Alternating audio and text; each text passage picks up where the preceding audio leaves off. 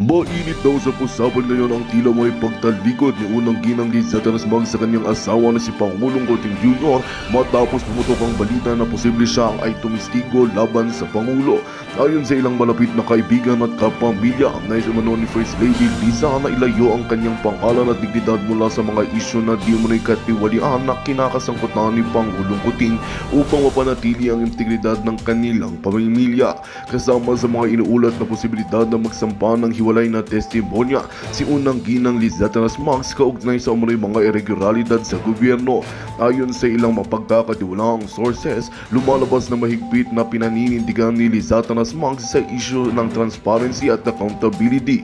Dagdag pa rito, tila may mga dokumento umano siyang hawak na maaaring magbigay linaw sa publiko kung anong haba talaga ang tunay na nangyayari sa likod ng mga usapin ng pamahalaan. Samantala, hindi pa nagbibigay ng opisyal na pahayag ang tanggapan ni Pangulong Coting hinggil sa kontrobersiyang ito. Inaasahan ng publiko na maglalabas ng paglilinaw si First Lady Liza upang masangkot ang espekulasyon. Patuloy na inaabangan ng sambayanan ang mga susunod na hakbang ng unang ginang at kung ano ang magiging epekto nito sa imahe ng administrasyon ni Pangulong Coting Jr.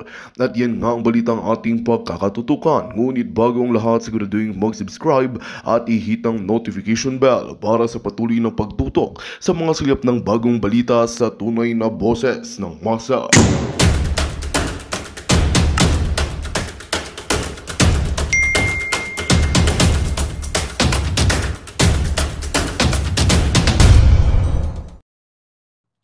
Ano pa mga katanungan? So this time kasi bihira lang ako mag-entertain ng tanong. Siguro I think this time let's entertain questions, no? Kasi ang ganda ng ating weather today.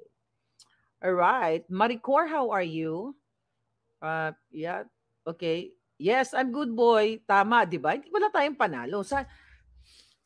Oh my God. Lahat hawak nila. Ultimo nga yung mga rally pinipigilan. Yung mga justices dyan, mga palangga. It's sad to say. Ganyan sa Pilipinas. I hope magbago. I hope. Kasi ng panahon naman ni Duterte, hindi naman siya nila ng gipit na ganito. Pinabayaan lang nilang mag-rally mga tao, di ba? Araw-araw nga halos nag-rally mga makakaliwang grupo. Pinigil ba ni Duterte yung mga pinigil ba ni Duterte yung mga taong gustong mag-air ng kanilang mga, hinaing kahit na ito ay iba kasinungalingan? Kasi meron tayong kalayaan to speak up, freedom to assembly, di ba? Magkakaroon ng kalayaan ng mga tao na maghayag kapag ikaw ay sukang-suka na sa gobyerno mo, nakalagay yan, di ba, sa Bill of Rights na wala dapat susulating batas o ipapasang batas na makakapagpigil sa kalayaan ng mga tao na maghayag ng kanilang saloobin, ng kanilang nararamdaman sa pagkadismaya sa nangyayari sa kanilang bansa. At hindi dapat din pinipigilan ang malayang pamamahayag ng mga mamamahayag.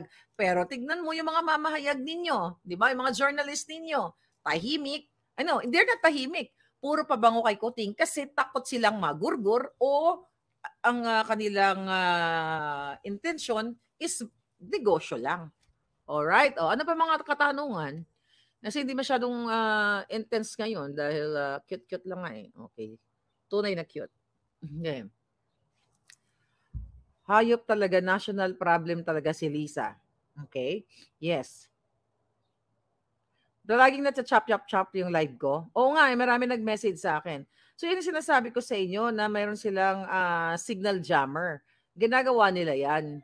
Para nga mabuisit kayo. Hindi na lang tayo manood dito kasi garalgal yung boses. May sayad si Liza Tanas. Si VP Sara na ang president, sabi ni Maribel Anastasio. Alright? Nasaan na mga makakaliwang grupo, sabi ni Ronaldo V. Marin. Exactly, nasaan na sila? Di ba dati ang ingay-ingay nila? Marlica, sana magsalita ka sa maisog mamayang gabi. I'm not sure, pero parang marami na sila. Okay na yun palangga. Manonood na lang ako kasi unang-una magkaiba ng zone. Pero depende, we'll see kung ano mangyayari. Okay. Ingat po, your location background can be traced via satellite. Hanapin nila ako sa Tambol Mayor, Palangga. But yeah, thank you, Antonio Pasing. Yung si PRRD, sabi ni Carlos Reyes, hinaharap niya yung nagpo-protesta at nagrarally.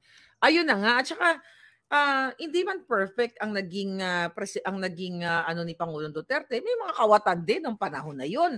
'Di ba? Doon itong mga kasabwat ni Lisan, nandoon eh. Teddy Boy Locsin. Imagine mo, appointee ni Pangulong Duterte. Alam ba ni Pangulong Duterte na yung asawa ni Teddy Boy at sila ay nakipagsabuatan kay Lisa? Definitely not. Kasi during that time, February pa yun, campaign eh. So nakikita ako dyan, kaya binigyan ng pabor si Lisa kasi alam ni Teddy Boy Locsin Jr. na, malaki ang chance ni Marcos Kuting na manalo. Kaya sinusunod niya si Lisa or else hindi siya ma-appoint. Di ba? Oh, yun ang problema sa mga politiko. Kung sino yung mga susunod, naglalaro sila o tumataya sila or nakikipagsabuatan sila sa mga illegal dealings katulad na lamang ng pag-push nila dito sa extraction issue dito sa distressed mother na ito. So kaya nga, mga palangga, okay. Yeah, Alexander Santos, FLC, yes, Francis Lloyd Chua. Okay? Yan yung code niya sa kanyang mga, yan yung tawag sa kanya sa kanyang mga negosyo, sa mga illegal businesses ayon sa ating source. Alright? Pulburon video, meron ba talaga? Sabi ni Philosopher, meron talaga.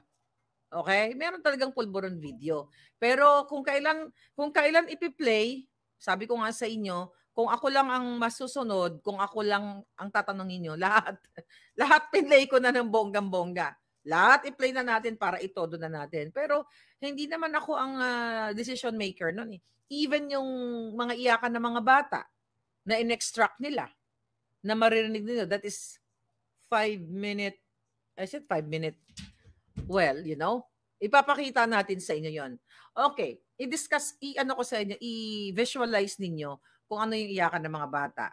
Di ba kinuwento ko na kagabi? Pareho sila na sa presinto, yung nanay at ang mga bata, tapos kinukuha ng authority yung mga bata na kunyari, dito muna kayo sa tatay nyo, tapos ibabalik din kayo sa nanay nyo after, di ba? Niloko nga yung mga bata eh. So makikita mo doon maririnig mo sa video na umiiyak yung mga bata, Mommy, don't leave me. Tapos sabi ni mother, sabi gano'n ng nanay niya na we will get you children, parang gano'n, gagawa daw siya ng paraan na mag-reunite sila. So, I hope maipakita ko yun, kung actually nasa akin na yung video. Okay? I'm just waiting for the signal kung kailan. Wala eh. Alangan naman suwain natin yung mga taong nagtatrust sa atin, yung mga taong nagbibigay sa atin ng information. Pero kung ako lang masusunod Palangga, isang bagsakan lang gusto ko yung nabagsak lahat para matapos na sila. Right? Question. Singapore, from Luisa Palacio, how are you? Palangga, may tumama na naman sa lottery, sabi ni kababayan. Ayun na nga eh, paulit-ulit na lang yan mga Palangga na dapat talaga makulong na sila at talagang mag-jitayin ng mga jutang ginimes. Sabi ni Maverick Benson, di ba bawal expose yung mga bata? May batas para dyan. Kaya para sa akin, hindi naman nakikita yung bata, Maverick. Oo, tama ka. Hindi nakikita yung bata, yung boses lang nila. Kasi 'di ba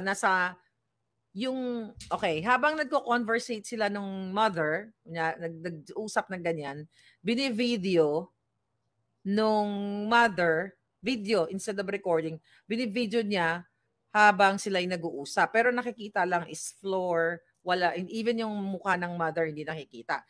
Kasi dinocument niya lang para, magamit niya, which is nagamit niya talaga sa UN tsaka sa Commission on Human Rights doon sa Europe, kaya siya ngayon ay kahit pa paano, pinoprotektahan siya ng bansa kung nasan siya.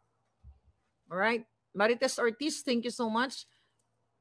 Binubudol na naman tayo, madam, nawawala ang linya, sabi ni Ronaldo Marin. Nawawala ba? 6 billion na ang total kamkam sa PCSO, sabi ni Ron28. Yun na nga. Ang kapal nga ng mukha mga Palangga. I'm so tired na magsisigaw-sigaw dito. Baka tahulin na naman ako ng aso ng kapitbahay. Diba? The last time nagsigaw-sigaw ako, tinatahul ako ng aso. Ayun na nga, walang pakialam si Marcos Jr. Kitang-kita na minanipulate nila, kumuha sila ng picture galing sa clothing company, tapos pinresent nila, kunyari yun ang loan better, di ba, narinig yun naman sa hearing, even though nung una, okay si Tulfo, then later on, na backdoor na ang gago. So narinig yun naman, pero walang pakialam si Marcos Jr. Wala siya, dapat yan, tanggal na yan eh. Kung siya ay for good governance. Dapat nga, in the first place, hindi na dapat niya inappoint si Robles. According nga to Attorney Vic, sinabihan niya si Kuting na yung taong yan ay sisira sa kanya. Si Michael Ma at saka si Robles. Pero ang sabi ni Attorney Vic Rodriguez, anong magagawa niya? Executive Secretary lang siya. Ang presidente si Kuting. Inappoint niya si Robles kahit na may bahid ng pagnanakaw. Okay? Kaya may mga pangit na record. Tama nga naman siya. So, sino ang sisisihin natin? E di si Marcos Jr. Paano mo panagutin si Robles? Si Michael Ma? E di, buhat. Karayan niyo sila. People's voice, people's power. Boses ng bayan. Oh. Sabi ni Manolito Ramos, dapat mag-people power na po, kailangan na po ng Duterte ang mamuno. Question. Ano nawala yung question? Si kababayan Palangga, kailan interviewin si DM? We'll see. Tignan natin kung ano natin, mag-message sa ating Puting Ahas. Actually, matagal ko nang sinabi dun sa Puting Ahas na baka pwede ma-interview si DM para makita ng tao. But hindi natin alam kung anong pinagdadaanan kasi hindi ko naman siya nakakausap ng personal, and I'm looking forward na makausap ko siya at na maikwento niya sa inyo. Kasi, yung mga information ko kasi na nabibigay ko sa inyo, maaring may mga lapses dun sa dates. Pero ang bottom line, kasi iba-ibang tao to eh.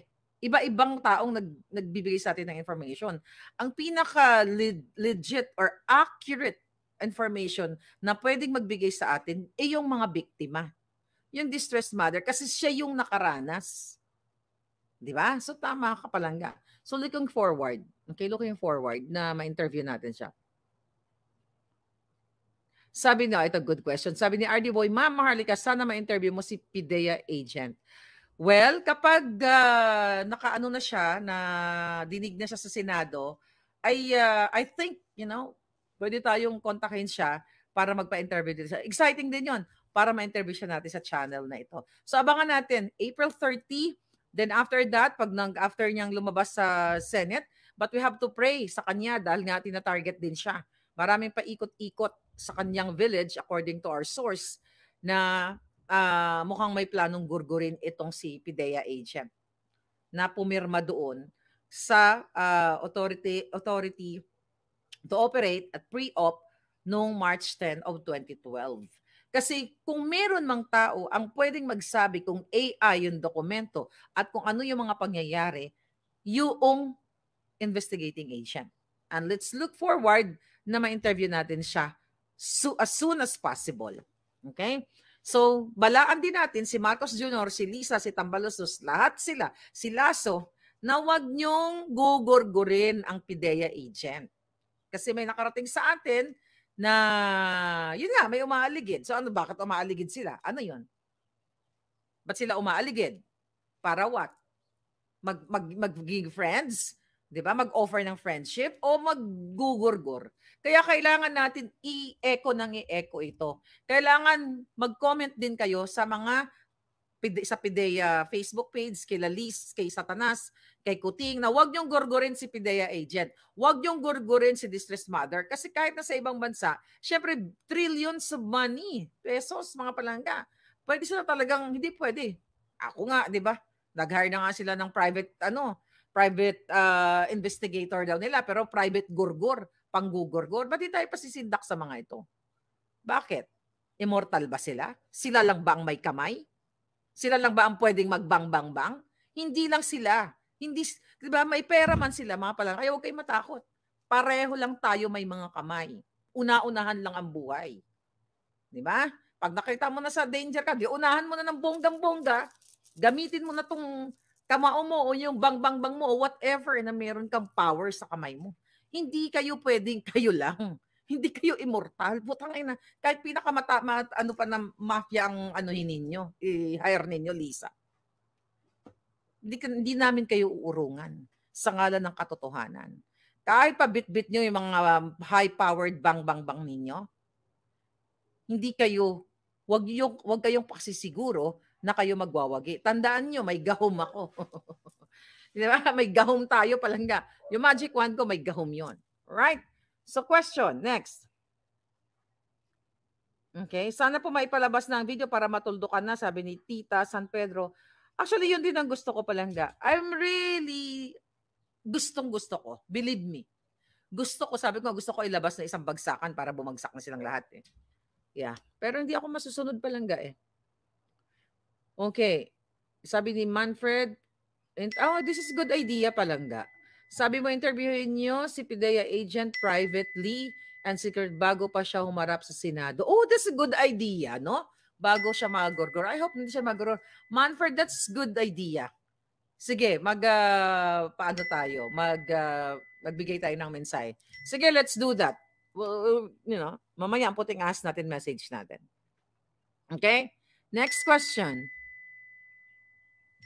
Pag mahuli ko yung Robles na yan, ipapalapa ko yan sa alaga kong buwaya.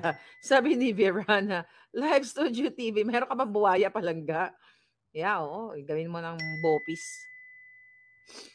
Okay. Okay.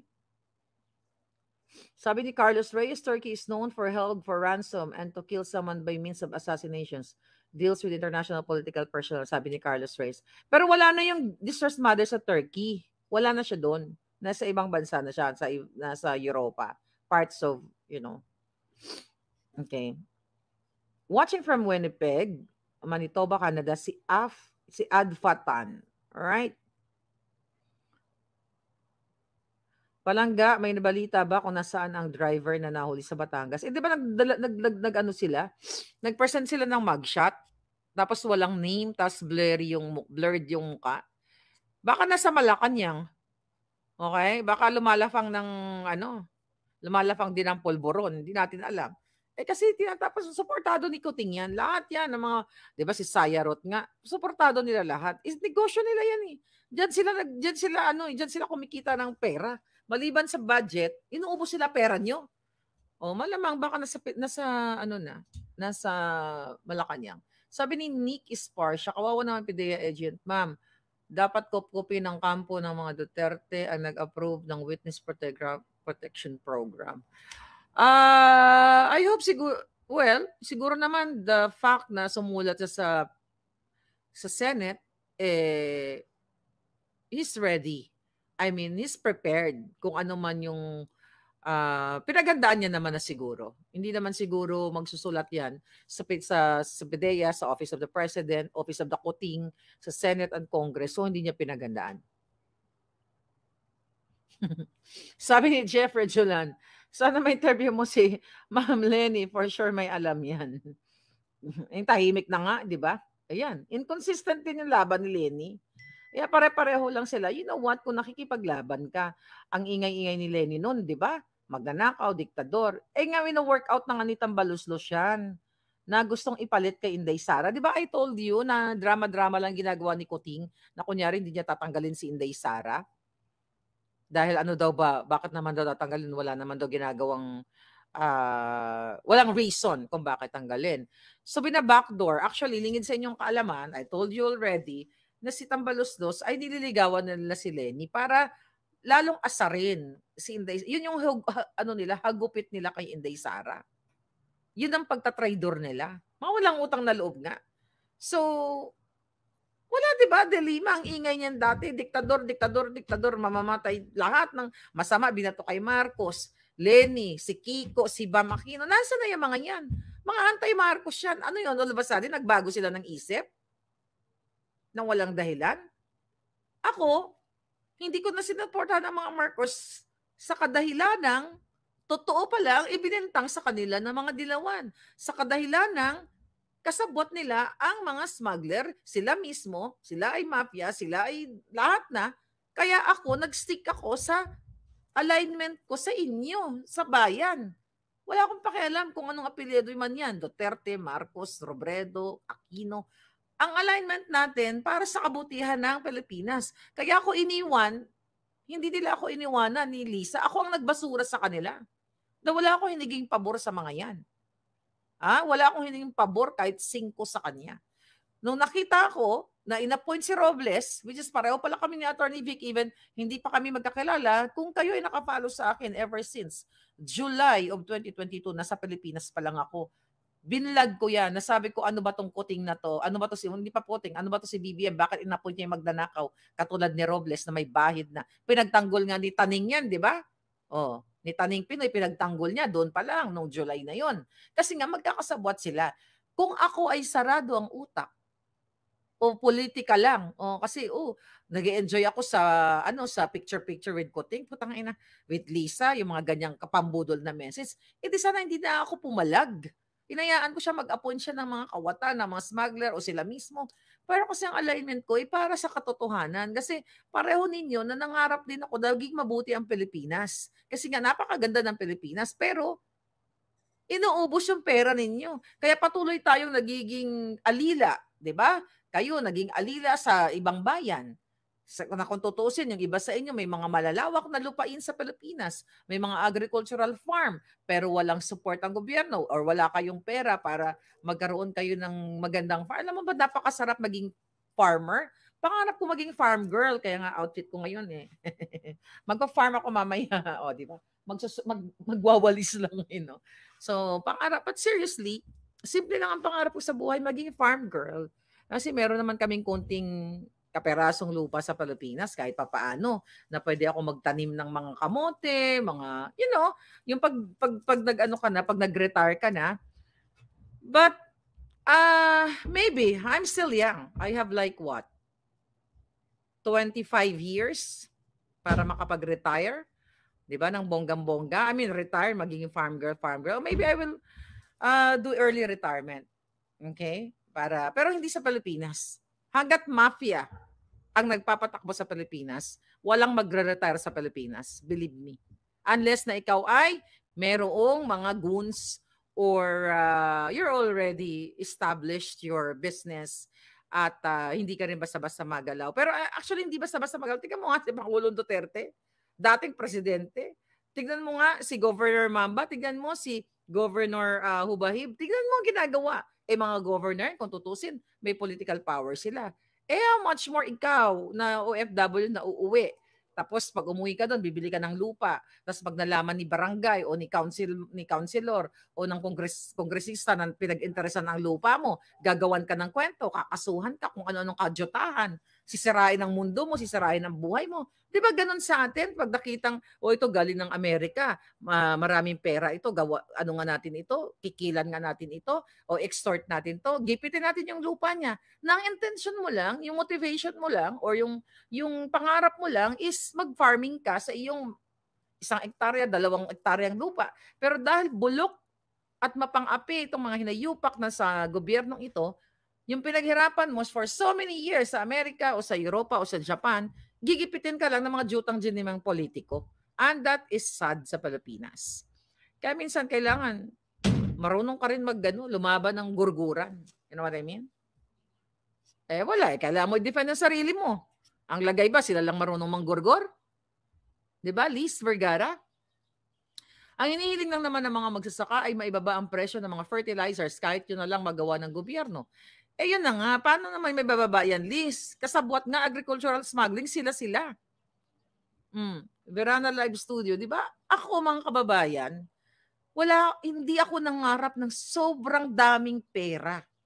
Hindi, I don't know, hindi talaga ako nangarap, simpleng buhay lang ang gusto na magkaroon ka ng konting lupa sa Pilipinas na ma-enjoy mo. You don't need a lot of money when you retire, believe me. Sa Pilipinas, kung may health, well, sa Amerika kasi ang mga matatanda iba eh. Lalo na dito sa sa mga city, no? Ang una-unang pinaghahandaan kasi dito mga palangga, yung healthcare. Okay? Like dito, karamihan sa mga, like ako, no, may insurance din naman ako, may mga iba't ibang klaseng insurance, syempre, para sa pagtanda mo. Merong long-term, di ba? Pag, kunyari, long-term insurance, o yung pag natsugi ka, at yung, pag nagkasakit ka. So, dito sa City Life, sa Los Angeles, mga palangga, yun ang pinaghahandaan ng mga tao. Pero ako, pinaghahandaan ko rin. Pero ang dream ko talaga pag tumanda ako, before ito akala ko kasi si Kuting babangon. Di ba sinabi ko sa inyo yon na pag si Bongbong Kuting ang maging presidente, sabi ko magpa-farm ako. I told you about it. Kasi sabi ko, itutuloy niya yung mga ginawa ni Duterte, na lipulin ng mga drogista. Siya pa lang pulburon. Yan yung pangarap ko kasi may konting hindi naman sakaan, konting lupa na ang dream ko lang maayos na bahay, konti lang na lupa, din magtanim ka ng whatever. 'Di ba? Nang tuwing umaga magdidilig ka, tapos pipitas ka ng mga gulay. Although kayo dinadanas nyo ngayon yan. Kaya napakaswerte ninyo pag yan ang buhay ninyo ngayon kasi ako pinapangarap ko pa lang yan. Pero hindi naman lahat na nangangarap ng ganyan ay matiwasay yung buhay. Madalas dyan, ginigipit ng kapitan, ginigipit ng mga politiko, lalo na pag medyo maganda ang iyong palayan, maganda ang iyong farming, di ba? At marami mga rebelding NPA makakaliwa na in-extort ang inyong mga negosyo. Di ba, Kevin, yan di ba yung pangarap mo? Pareho tayo palangga. Okay? Sabi ni Sir Bando, Maharlika, hindi mag-farm na lang ng shab-shab. Naku, alam nyo, mga palangga, growing up, never ever talagang pumasok sa isip ko na ma-involve sa ganyan. Kasi back in the 80s, no? 80s high school. 87, 80, 89. Sa bagay, mga marijuana pa lang nung time na yun. Wala talaga akong bisyo ng bonggang-bongga. Hindi ako umiinom. Hindi ako nagsisirop. Nung panahon na yun, syrup eh. Hindi ako nagme-merry. Wala talaga eh. Ang gusto ko lang, I smile and laugh every day. Believe me. I think yun yung nakapag-baget sa atin. Alright? Okay. Kahit lola na tayo. Sige, katanungan. To the max ang kasamaan ni BBM at ni Bangag.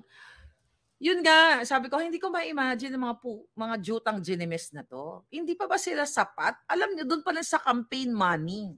Sinabi na ni Lisa na just in case daw na matalo sila during that time, happy na sila sa campaign money na ibinigay sa kanila ng mga negosyante. Imagine mo, kung ako yung nasa kalagayan niya, okay, fine. Uhaw sa pera. Uhaw yung hinayupak na yan. Ilang milyon yung campaign money na yon. Hindi yan na mauubos sa lifetime niya yun. Pero ayaw pa rin nilang tumigil kasi gusto niya magpaka-royal. 'Di ba? Ang sabi niya, yung anak niya, 'di ba? Si Sandro ay very British. Sabi ko nga mukhang plunger ng inodoro ni isang royal hibla ng royal, wala kang makita. O baka royal tansyan ng royal true orange. 'Di ba? Hindi pa ba sapat yung campaign money? At itong smuggling pinasok nila, ang pulburon pinasok nila, ang kidnapping pinasok nila, ang bribery, demonyo lang ang pwedeng gumawa niyan palangga. Alam mo, siguro dahil ordinaryong tao tayo, no? At never kong inisip na ganyan mangamkam pumasok sa gobyerno. Never ko inisip na pumasok sa gobyerno, sa totoo lang. Sabi ko nga sa inyo, during Duterte, kung gusto ko lang, nandiyan na ako ng bonggang-bongga. Pero wala talaga akong interest. Dahil siguro interest lang ng mga tao. Pero hindi ko rin alam bakit napadpad ako dito sa political vlogging na ito. Pero you know the story already. Dahil sa aking advocacy, dahil sa galit, puot ko sa mga kawatan sa gobyerno, kaya nagtuloy-tuloy na tayo. Okay. Sabi ni Famke, nung college ako, mga friends ko nagtitake ng shab. Pero never ko try yan. Di maganda sa health, sa kabuhayan. Oo, palangga. Masisira pamilya mo. Masisira lahat. Pati utak mo masisira katulad ni Lisa at ni Kuting. Ayan. The end is near, sabi ni Tekla and Lati Vlog. Okay. Lucky breakdown po namin ngayon. Watching here in the... Okay. Si Syndicato. Syndicato. Okay. Alright. That's what you called wickedness, sabi ni Gian. Oo nga. Demonyo palangga. Hindi ko maubos maisip na ganyan ang mga hinayupak na ito. Yeah, because of Balikbayan back, sabi ni Mingli. Oo, yan yung unang fight ko, di ba? Balikbayan tsaka Tanimbala. Syndicated now international mafia, sabi ni June Lim Kako. Cotton Field, di importante ni Lisa ang pangalan o dignidad. Ang mas importante sa kanya ay salapi. Hindi masaya. Ito yung mga itsura niya. Maharlika Fund, wala na ba? O ayan, sabi ni Sunny Cabezas. O anong ginagawa nila dyan sa Maharlika Fund? Hindi natin alam. Hanap tayo ng puting asyan kung ano na nangyari dyan. Sindikato, thank you. Yung kumpanya ng The Chronic, binili daw ni Lisa, sabi ni JCE Auto Detailing. Hindi ano yan, possible yan talaga, although hindi ko alam yung company na sinasabi mo. Yun nga, kaya nga nakipagsabuatan siya dito kay Francis Lloyd Chua sa kanilang mga illegal business. Sa mga illegal, lahat ng klase ng smuggling. Okay? Pinasok ni Lisa Ahas. Sabi ko nga sa inyo kanina, dapat hindi na ako nagngangawa eh. Dapat ang gumagawa nito ay ang Kongreso at Senado at ang mga ahensyang gobyerno na panagutin itong mga tiwali. Pero bakit hindi nila ginagawa? Kasi karamihan sa kanila ay kasabwat. Kaya the ultimate power na natitira sa atin is Speak Up Day. Alright? 2 years wala na talagang pagbabago, sabi ni Lilia Canilao. Okay? Cotton Field. Tuloy ang maisog rally mamaya, sabi ni Mary Ann. Anyway, yes, tuloy-tuloy tayo mga palangga at we have to fight. Okay? Laban sa mga hegemonyong ito. Sobra na, nakakaawa na talaga ang Pilipinas. Alam nyo, I know na lagi ko itong tinatanong, parang akong bata na lagi kong tinatanong, mahirap ba mabuhay ng Magandang balita ang hatid namin sa inyo ngayong araw. Sa pagtatapos ng aming balitaan, nagbigay kami ng mga mahalagang impormasyon.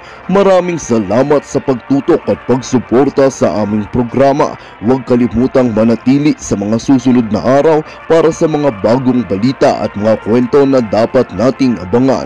Mula sa Boses ng Masa, magandang araw Pilipinas!